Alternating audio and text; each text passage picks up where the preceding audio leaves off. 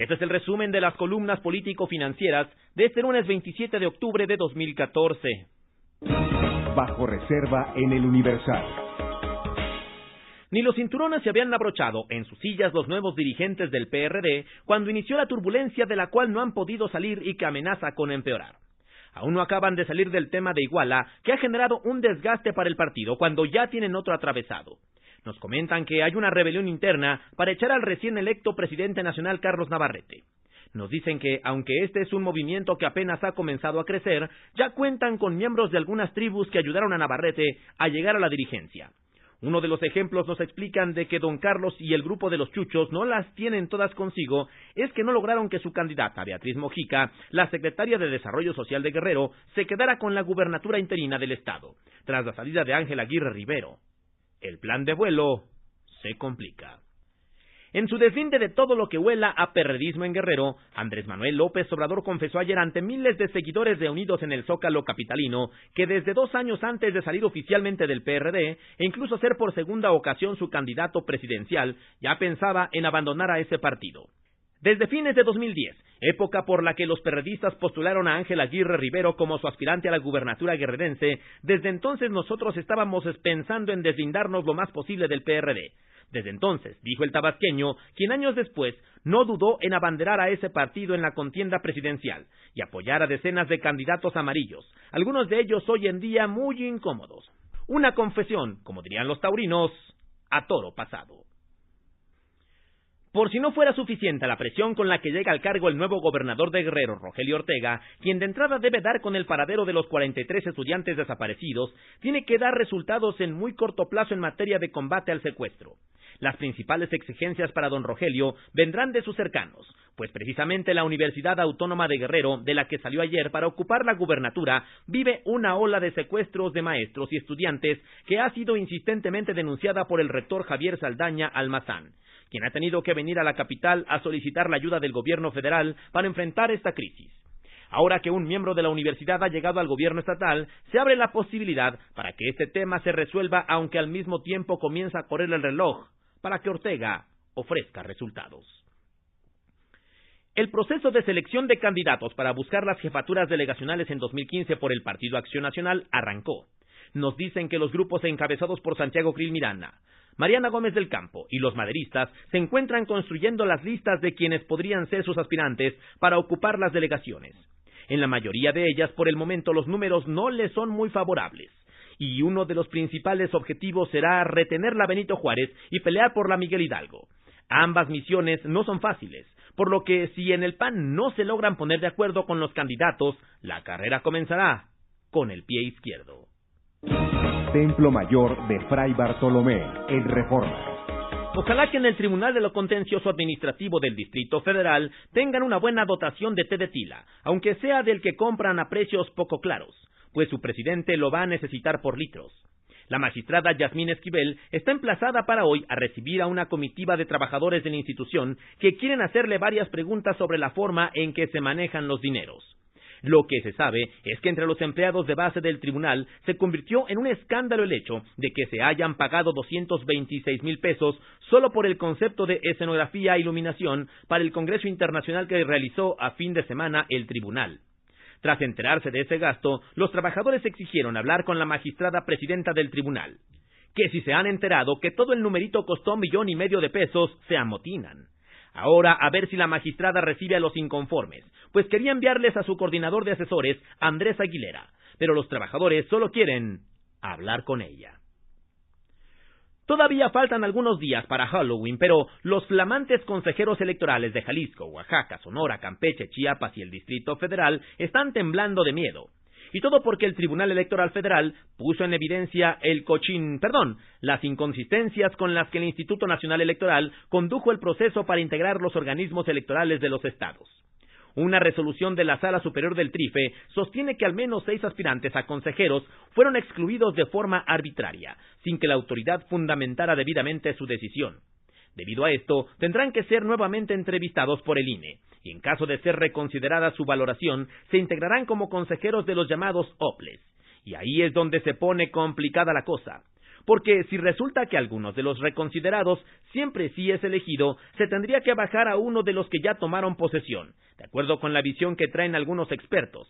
Otros dicen que una cosa no lleva a la otra, y al final ya nadie entiende nada. Y este embrollo llega cuando el proceso electoral ya empezó, y solo faltan 2 meses para que inicien las precampañas. Agárrense. Al guerrerense Ángel Aguirre Rivero ya le dicen el incógnito, porque ahora resulta que nadie lo conoce.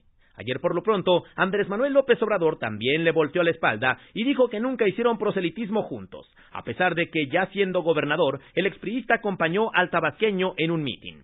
Pero del que todo el mundo está esperando que diga algo es de Marcelo Ebrard, quien como jefe de gobierno tomó prácticamente en sus manos la campaña de Ángel Aguirre. Un fin de semana y otro también, Ebrard viajaba a Guerrero para apoyar al entonces candidato, aunque por lo visto no tiene muchas ganas de recordarlo. Trascendió en Milenio Diario Que la oficina en México del Alto Comisionado de la ONU para los Derechos Humanos informó al gobierno federal que está dispuesta para proveer todas las asistencias que le sean requeridas para el caso de la desaparición de los 43 normalistas de Ayotzinapa, y que solo espera la respuesta de las autoridades mexicanas. Que los aspirantes a presidir la Comisión Nacional de los Derechos Humanos tendrán solo 20 minutos para exponer sus programas de trabajo, a fin de que esta misma semana concluya la valoración de los perfiles y a más tardar la siguiente quincena quede votada la elección del nuevo ombudsman. Que a propósito de los candidatos a la Comisión Nacional de los Derechos Humanos, Carlos Pérez Vázquez, coordinador de asesores del presidente de la Suprema Corte, fue integrante del Comité Ciudadano que impugnó los comicios de 2006. Muy ligado a su mentor Jaime Cárdenas, se sumó al intento de demostrar que la elección de Felipe Calderón fue resultado de un fraude. Por eso mismo se prevé que los senadores del PAN, cuando menos, lo baten. Que a media semana llegarán a México dirigentes empresariales distribuidores de combustibles de al menos 7 países latinoamericanos, para dar a conocer a sus homólogos mexicanos experiencias en procesos de apertura en sus respectivos mercados.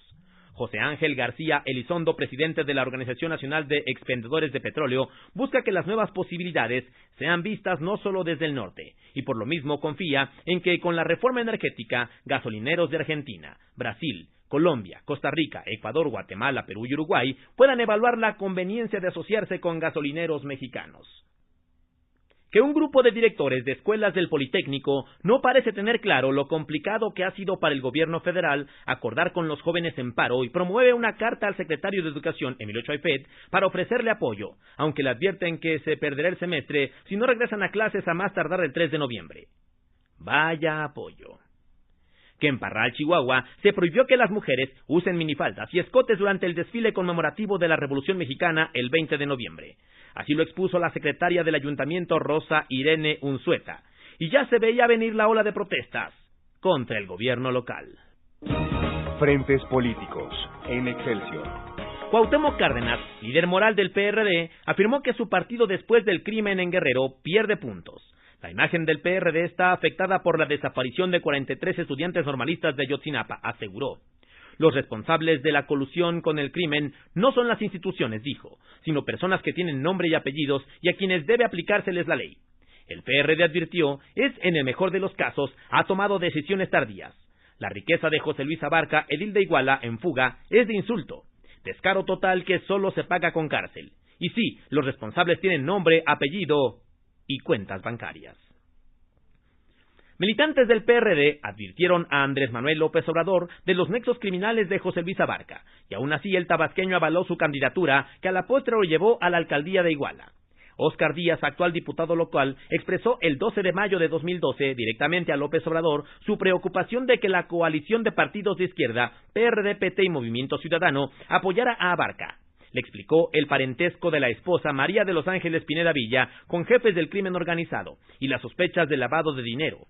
En esa misma dirección, Manlio Fabio Beltrones, líder de los priistas en San Lázaro, acusó de cómplices y de tapaderas de delincuentes a quienes respaldaron a Abarca para llegar a la alcaldía de Iguala, a pesar de las advertencias sobre sus vínculos con el narco. Ante un zócalo casi lleno, Andrés Manuel, sin embargo, se lavó las manitas. ¡Qué cinismo! Diputados del PRD designaron a Rogelio Ortega Martínez, gobernador interino de Guerrero. lo que dejó fuera a Beatriz Mojica, secretaria de Desarrollo Social Local. Con 39 votos, 6 en contra y 0 abstenciones, el Pleno del Congreso local lo nombró como sustituto de Ángel Aguirre. Hasta ayer Ortega se desempeñaba como secretario general de la Universidad Autónoma de Guerrero. Es parte del grupo de estudiantes que, junto con el extinto Armando Chavarría, dirigieron a la Federación Estudiantil en la década de los 80. Menuda tarea le espera. El tiradero es colosal y los normalistas no aparecen. El senador Emilio Gamboa expresó que el grupo parlamentario del PRI analizará de forma objetiva e imparcial cada una de las propuestas para presidir la Comisión Nacional de los Derechos Humanos. Externó su seguridad de que los 128 senadores tienen la convicción de avanzar en la vigilancia y cumplimiento de estas garantías, porque se requiere un organismo sólido, que se identifique con la sociedad civil. Aseguró que el respeto de los derechos humanos cobra mayor relevancia en estos momentos de transformación por los que atraviesa el país. Algo les ha fallado a los políticos. Lo malo es que sus errores cuestan vidas. Reparar el presente será más que difícil. José Luis Condrow, exdirigente del PAN en Nuevo León, calificó a los grupos que hacen negociación al interior del partido, por ejemplo la Mesa Nuevo León, como una vergüenza para ese instituto político, por irle a rogar de rodillas a puestos de elección popular para 2015 a Gustavo Madero, presidente del PAN con licencia, de quien dijo es un señor que no es nadie. Entre los peregrinos cuente al senador Raúl Gracia, Seferino Salgado Almaguer, exalcalde de San Nicolás de los Garza, y Margarita Arellanes, alcaldesa de Monterrey, entre otros, quienes se reunieron con Madero en el Distrito Federal. Y luego los partidos lloran. Que alguien desempolve la doctrina panista. José Luis Madrigal, alcalde perredista de Numarán, Michoacán, y 4 funcionarios municipales fueron detenidos por delincuencia organizada. En 2012, el alcalde llevó a Jaime Daniel Solís Villegas, su director de Seguridad Pública, ante Servando Gómez Latuta, quien le manifestó que deberían de colaborar con la organización y proporcionar información relacionada con los movimientos de seguridad federal y estatal, además de permitir el tránsito y presencia de los caballeros templarios. Madrigal pedía a sus colaboradores que fueran omisos ante movimientos de gente armada en el municipio. Otro traidor a la patria. Pues, ¿cuántos son? Rozones en el periódico La Razón. Con el pie derecho inicia la cumbre de negocios. El ex primer ministro del Reino Unido, Tony Blair, el gobernador del Banco de México, Agustín Carstens, y el empresario mexicano Carlos Slim engalanan la convocatoria de Miguel Alemán Velasco. Este lunes es decisivo, dicen, en el caso de los 43 normalistas de Ayotzinapa desaparecidos en Iguala hace un mes. Resulta que en Los Pinos el presidente Enrique Peña sostendrá una reunión con los integrantes de su gabinete de seguridad y se afirma que después las autoridades federales a cargo de la investigación darán un anuncio muy, pero muy importante. Así que este lunes comienzan las entrevistas en el Senado de los 21 finalistas del proceso para elegir el nuevo Ombudsman Nacional. Ante ello, el líder de los senadores del PRI, Emilio Gamboa, destacó que se evaluará el compromiso que cada aspirante tiene con los derechos humanos. Esto dice porque urge recobrar la confianza de la población en las autoridades de todos los niveles. Astillero de Julio Hernández en la jornada. El binomio de poder formado por el PRI y Los Pinos no ha logrado encontrar el paradero de 43 jóvenes estudiantes desaparecidos en Iguala un mes atrás, pero cree haber encontrado ya a un presunto ajusticiable en términos políticos e incluso netamente judiciales, Andrés Manuel López Obrador. El más reciente despropósito del peñismo, al pretender enderezar sus baterías políticas y mediáticas contra el tabasqueño, pretende aprovecharse de 2 circunstancias propias de los avatares electorales, pero de ninguna manera constitutivas de indicios criminales. La toma de fotografías de Andrés Manuel con personajes ahora políticamente tóxicos y procesables en términos penales, José Luis Abarca y Ángel Aguirre Rivero, quienes eran candidato a la presidencia municipal de Iguala y gobernador en funciones respectivamente. Y la testarudez del mismo creador de Morena en aceptar que cambiaron las condiciones que les habían permitido instalar a Lázaro Mazón como precandidato único de ese partido a la gubernatura de Guerrero, que era necesario rectificar a la velocidad de los acontecimientos esa designación, y que debía evitar que la innegable relación de fuerte entendimiento político entre Mazón y Abarca alcanzara a Morena, y permitir el armado de un ataque absolutamente previsible como el que ayer soltó César Camacho Quirós, que no puede mover ninguna pieza política de ese calibre sin ser autorizado por la matriz que está en Los Pinos. Capitanes en el periódico Reforma. Vaya sorpresa que causó la decisión del juez Felipe Consuelo Soto en el reconocimiento de la deuda de Oceanografía, todavía propiedad de Amado Yáñez Osuna con Banamex. El viernes pasado, el juez reconoció aproximadamente 14.200 millones de pesos como deuda al banco que encabeza en su consejo Manuel Medina Mora y que dirige Ernesto Torres Cantú. Sin embargo, lo relevante no es lo que reconoció, sino lo que no reconoció. Aproximadamente unos 8.300 millones de pesos que el conciliador José Antonio de Anda propuso y que para el juez no están debidamente sustentados. Adicional a este monto quedan otros 33 créditos que el propio conciliador propuso no reconocerle a Banamex. Entre ellos destaca uno por 5.200 millones de pesos con los tenedores de un bono que vence en 2015, emitido originalmente por 335 millones de dólares. Y otro crédito de 910 millones de pesos con una empresa que se llama Shanghai Salvage Company. Solo con estos rubros tiene 14.300 millones de pesos que quedan fuera del concurso, más un crédito de 60 millones en el Infonavit que tampoco se reconoció. De haberse reconocido la totalidad, la deuda rondaría los 30.000 millones. ¿Será que todavía alguien se anima a subirse a este barco después de que Miguel Alemán dijo que no? Empresa de Alberto Barranco, en el Universal. Especulada la posibilidad de que Cementos Mexicanos, en alianza con otra firma europea del ramo, se lanzara a la compra de activos que se obligaría a vender a las firmas suiza Holcim y francesa Lafarge para autorizar su fusión, la empresa finalmente rechazó la alternativa. Su principal objetivo, aunque apunta a comprar algunas empresas en Centroamérica, es incrementar su rentabilidad. La empresa con sede central en Monterrey perdió $100 millones el tercer trimestre del año. Cemex se metió hace unos meses a un escenario de austeridad franciscana, incluyendo la venta de sus activos no estratégicos, para reducir a niveles manejables su porcentaje de deuda. Nombres, nombres y nombres de Alberto Aguilar en el Universal. Al final, la realidad se impuso, y este viernes se dio la salida de Troy Wright a la dirección general de Scotiabank aquí, justo al cumplir 2 años en esa posición. Su sucesor es Enrique Zorrilla, ex titular de Banamex y quien fue contratado hace 1 año 4 meses con la eventualidad de que ocupara esa posición dada su experiencia. Ya en más de una ocasión le había platicado de los rumores de que Wright dejaría su cargo.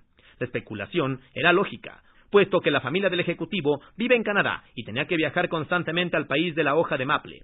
A mediados de este mes trascendió nuevamente la versión. Esto en el contexto del Consejo Global de la firma canadiense que se realizará hoy con la presencia de Brian Porter, su mandamás. Aquí le asegurábamos que Wright permanecería. Solo le transmitimos lo que él mismo nos confirmó. Parece que en el Inter algo sucedió. Por cierto que el viernes también llegó a la presidencia de Scotiabank México Guillermo Babatz, expresidente de la Comisión Nacional Bancaria y de Valores. Ya era consejero del banco en Canadá.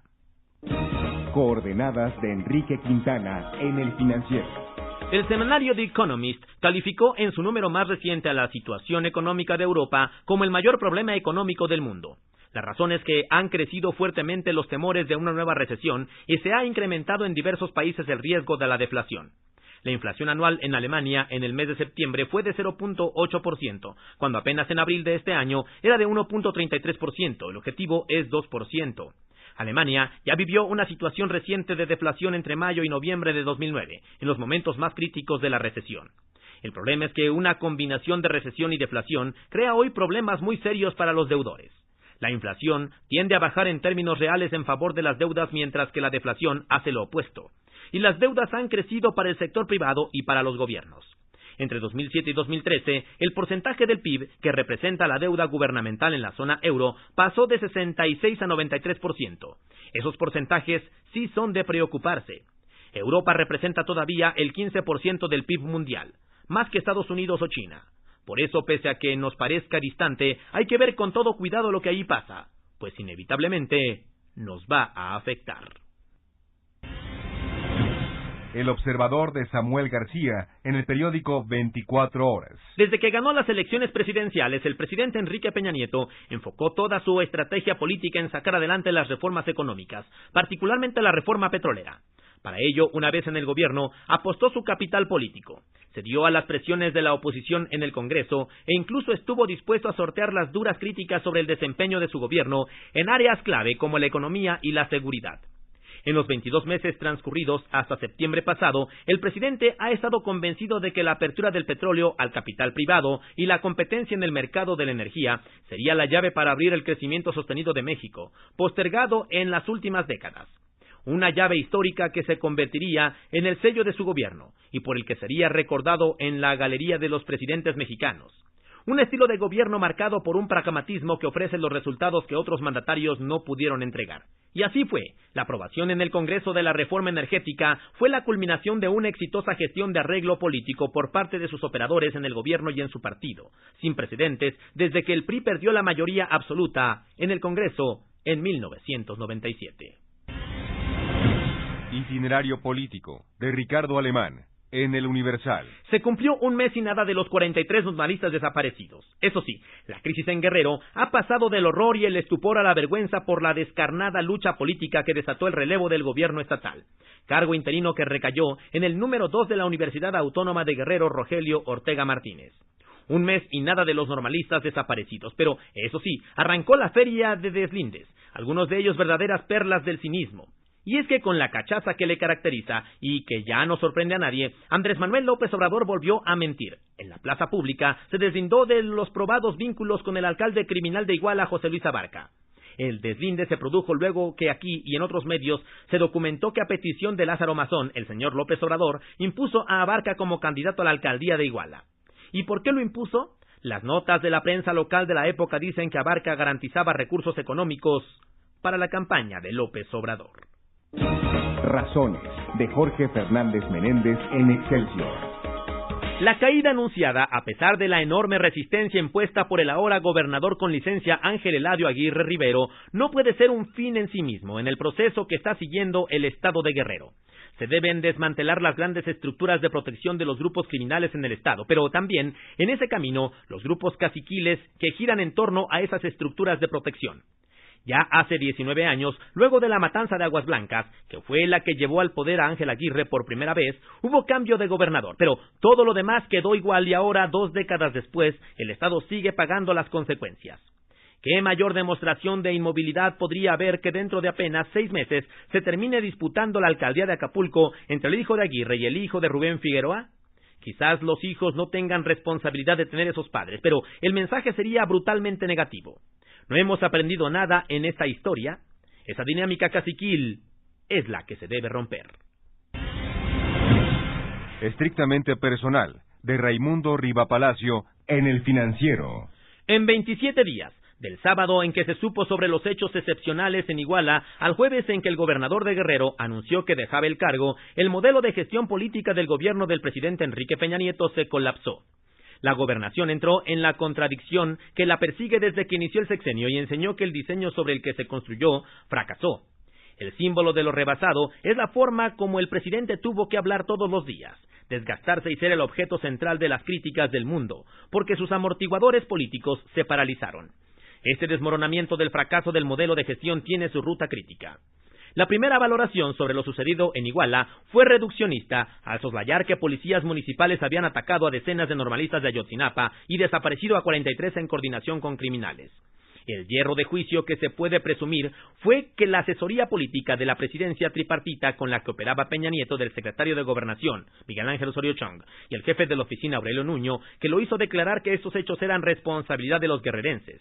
El tercer pie de ese modelo es el secretario de Hacienda, Luis Videgaray, a quien erróneamente se identificó en este espacio como responsable de Guerrero, tarea de la secretaria de Desarrollo Social, Rosario Robles.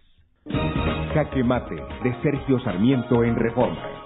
En México, la nueva ley de telecomunicaciones está impulsando la creación de 2 nuevas cadenas nacionales privadas de televisión abierta, así como de una nueva cadena pública. El gobierno mexicano está gastando, además, miles de millones de pesos de los contribuyentes para comprar pantallas y regalarlas a familias registradas en los padrones de asistencia del gobierno. En Estados Unidos, en contraste, el gobierno está buscando retirar espectro radioeléctrico de las televisoras para subastarlo a operadores de telefonía e internet inalámbrico. Mientras tanto, los productores internacionales de equipos electrónicos están empezando a considerar la posibilidad de producir pantallas sin receptores de televisión abierta. No piensan que en el futuro la gente verá televisión a través de las ondas hertzianas. El contraste entre un Estados Unidos en que la televisión abierta está en retirada y un México en el que se impulsa su expansión a un alto costo para el contribuyente es, en buena medida, producto de la diferencia de penetración de la televisión de paga. La gran carpa de los hermanos Fuentes, en el periódico El Economista. El buen piloteo del Aeropuerto Internacional de la Ciudad de México puso a Alfonso Sarabia de la Garza por los cielos. Pues si bien es la mayor terminal del país, de un encargo circunscrito a la capital del país, pasó ASA a una posición de mayor calado, con la certeza de que llevará a buen puerto este nuevo avión. Indicador político de Carlos Ramírez en El Financiero. Dicen algunos periodistas que el PRD ve el temblor y no se hinca. La crisis política y de seguridad en Guerrero obligaba a mirar el problema con otros ojos, pero el relevo de gobernador se dará en función de 3 criterios: tribus, complicidad y poder. Bloqueada la secretaria de Desarrollo Social por la guerra de tribus, el relevo del gobernador se encontró con el secretario general de la Universidad Autónoma de Guerrero, pero sin preocuparse que la universidad y sus funcionarios son parte del problema político en el Estado. El interino, que fue nombrado el domingo por un congreso cuya comisión de gobernación está presidida por Ángel Aguirre Jr., Rogelio Ortega Martínez, era secretario general de la Universidad Autónoma de Guerrero. Sin embargo, la Jornada Guerrero registró el 18 de marzo de 2009 el dato de que el funcionario universitario había sido denunciado como enlace de la narcoguerrilla colombiana FARC en México. Datos revelados por los medios confirmaron que las computadoras de Raúl Reyes, el líder de las FARC, que cayó en un ataque militar en 2008, contenían datos de un préstamo solicitado en 2002 por el aún secretario general de la universidad, para financiar su campaña a la rectoría. Curiosamente, por esas fechas en Guerrero proliferaron los secuestros al estilo FARC. Alajero de Marta Anaya, en el periódico 24 Horas. Era la segunda oradora en el mitin. El sol caía a plomo sobre la plancha del Zócalo capitalino. Elena Poniatowska, vestida toda de negro, interrumpió de pronto su lectura frente a aquel mar de banderas de Morena. Ya hasta aquí, alcanzó a decir, al punto de sentir que las fuerzas la abandonaban y desmayar instantes después en plena tribuna. Andrés Manuel López Obrador, Martí Batres, Claudia Sheinbaum, Manuel Bartlett, Berta Luján, José Agustín Ortiz Pinchetti, Laida Sansores, Jesús Martín del Campo, Jesús Rodríguez. Todos aquellos que ocupaban espacio en la tribuna se alarmaron, la rodearon. Hasta el exgobernador Enrique González Pedrero, que iba y venía de un lado al otro del templete, interrumpió su andar para ver lo que ocurría con la escritora que, como hace 46 años, en 1968, volvía a encontrarse con una historia de estudiantes muertos y desaparecidos. Pasaron 2, 3 minutos. Un silencio angustiante inundó la Plaza de la Constitución.